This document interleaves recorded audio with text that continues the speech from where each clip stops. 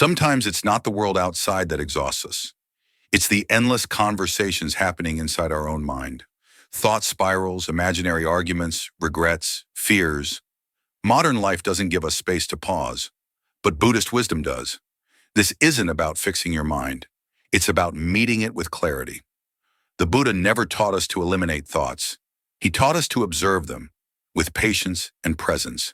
To recognize that behind every racing thought is a longing to feel safe, to be enough, to find peace. But peace doesn't shout. It waits in the quiet. This video is not another attempt to silence your mind with force. It's a return to the natural clarity that lives beneath the noise. In the next few minutes, you'll be gently guided through 7 mindful steps drawn from Buddhist wisdom, each one offering a shift in how you relate to your thoughts, your emotions, and ultimately, yourself. You won't need anything except your attention and the willingness to begin again with kindness. There's a quiet power in simply watching the mind without trying to fix, control, or judge it. As we begin this journey together, we'll arrive at the first key insight in today's video. Learn to observe without reacting. Thoughts like drifting clouds across a vast sky come and go. Some are light and passing, others storm in heavy and loud, but none of them define the sky, and none of them define you. Buddhist wisdom reminds us that pain is inevitable, but suffering is optional. The story of the 2 arrows tells us this clearly. The first arrow is the pain life throws at us, a loss, a failure, a wound. But the second arrow, that one is self-inflicted. Our mental reaction, our resistance, our spiral of thoughts. What if just for 5 minutes a day, you sat still and watched your thoughts pass, without judging them, without labeling them as good or bad? No effort to silence them. No need to push them away. Just witnessing. This small, gentle act trains the mind in equanimity, a calmness that doesn't need to control anything to be free. When we stop reacting, we start seeing. And in that clarity, we begin to touch a kind of peace the world can't take away. But simply observing our thoughts is only the beginning. To truly find freedom, we must learn to loosen our grip on who we think we are. And that's where we arrive at the second part of today's journey. Release the illusion of the self. The ego doesn't always scream. Sometimes it whispers quietly through your thoughts. I'm just not good at this. I've always been this way. This is just who I am. But what if that's not who you truly are? What if that's just who you believed yourself to be? In Buddhist wisdom, the ego isn't evil. It's simply a pattern, a bundle of stories the mind tells to feel safe, to stay in control. But you are not the story. You are not the voice in your head. You are the awareness behind it all. Imagine the sky saying, "That cloud is me." It sounds absurd, doesn't it? But we do this every day, with every thought, every emotion, every passing label. We confuse the weather for the sky. Try whispering this when a strong thought appears. This is not who I am. This thought is just visiting. Notice how this simple statement creates space between you and the thought. That space is where freedom begins. Letting go of ego isn't erasing yourself. It's stepping out of the small, rigid identity the mind has built. And in that stepping out, you begin to breathe again. There is nothing to prove. No version of yourself to uphold. Only this vast, open presence, who you've always been beneath all the noise. So the practice isn't to fight the ego, but to stop clinging to it. Every time you let a thought pass without saying, "This is me," you are choosing freedom. Letting go of the ego gives us space to breathe. But what fills that space matters. And too often, we fill it with resistance.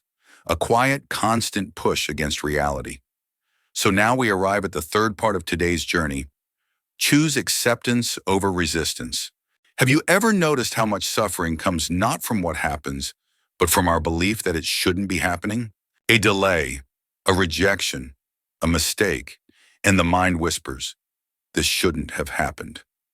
That sentence alone can weigh heavier than the event itself. Buddhist wisdom reminds us, pain is natural, but suffering is optional.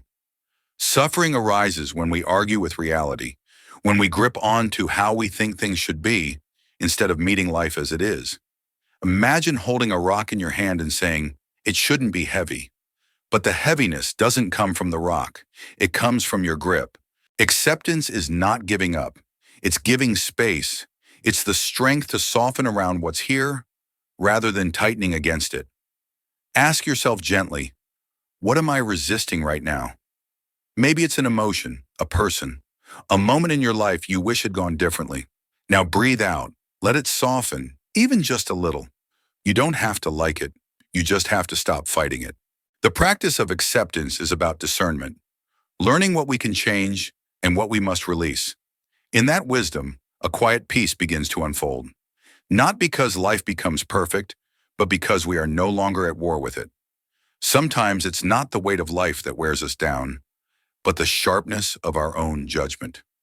After learning to stop resisting life in part 3, the next inner shift we're invited to explore is this: cultivate a mind of compassion, because much of our overthinking doesn't come from the world, but from how harshly we speak to ourselves inside. You forget something small? Why am I always like this? You make a mistake? There I go again. We speak to ourselves in ways we'd never speak to someone we love. Buddhist wisdom offers us another way, a practice called metta-bhavana, loving-kindness meditation, not to pretend everything is fine, but to plant a different seed in the soil of our thoughts. When you sit quietly and repeat, "May I be safe, may I be at peace, may all beings be free," you are not escaping reality. You are shaping it gently with love. Even just 5 minutes a day of this practice can begin to soften the layers of judgment and resentment you've carried silently for years. And here's the most radical part. This compassion isn't just for the people you like. It's for the ones who challenge you, the ones who triggered you, even the parts of yourself that still ache. Compassion is not weakness. It's the courage to keep your heart open in a world that often asks you to close it. Ask yourself, what would change if I replaced judgment with care? No need to force an answer, just ask, then breathe. Because every time you respond with kindness, you shift the entire tone of your inner world. After opening your heart with compassion, what often remains is a lingering mental fog, the clutter of too many thoughts, expectations, and silent pressure. That's why the next key is to clear the mental space with gentle simplicity. In modern life, our minds are rarely still. We jump from one task to another, one worry to the next, carrying layers of mental noise we didn't even choose. It's like living in a room filled with loud radios, each one tuned to a different fear, deadline, or self-judgment. You can't hear your own heart when the noise is constant. Buddhist wisdom reminds us, simplicity is not emptiness, it is clarity. A clear mind is not a silent one, but one that isn't overloaded. Like a still pond, it reflects truth only when undisturbed. Imagine trying to meditate in a messy, chaotic room. The same happens when we try to find peace in a cluttered mind. Simplicity in thoughts is not about thinking less, but choosing which thoughts deserve your attention. Here's a small daily practice. Each morning, gently ask yourself, what can I release today? It could be an old worry, an unrealistic expectation, or a thought that keeps looping without purpose. Then say, I choose not to carry this anymore. You don't have to empty the whole mind. Just one less burden makes space for stillness. One less worry makes the breath deeper. One soft release at a time, and the fog begins to lift. This isn't just about minimalism. It's about protecting your peace. When the mind becomes simpler, presence becomes easier. You begin to notice small joys again. A breeze, a smile, a pause between thoughts. Clearing your mental space is an act of kindness toward your future self. And the most beautiful part? You can begin right now with a single conscious breath. Once you've learned to clear mental space, what comes next is choosing what to plant there. That's why the next key is to rewire the mind with gratitude. Our brain has a default to search for danger, lack, or what's missing, an evolutionary mechanism meant to keep us safe. But in everyday life, this wiring often turns against us. We overthink, we dwell, we expect the worst. Gratitude, then, is not just a feel-good idea. It's a radical reprogramming of how we meet our thoughts. Buddhist teachings liken the mind to a garden. If you do not choose what to plant, weeds will grow on their own. Gratitude is the sunlight that discourages the weeds of complaint and fear. It doesn't mean pretending everything is perfect. It means shining awareness on what is already here, already working, already beautiful. Even one grateful thought can shift the energy of your mind. A smile from someone, the warmth of tea in your hands, the fact that you are breathing, that you are still here.